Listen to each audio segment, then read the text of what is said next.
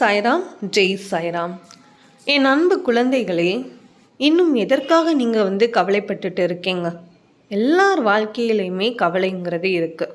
அது ஒரு பக்கம்தான். கவலைங்கிறது மனுஷனுடைய வாழ்க்கையில் ஒரு பக்கம்தான். எந்நேரமும் கவலையிலேயே தான் நம்ம வாழ்க்கை இருக்குமா?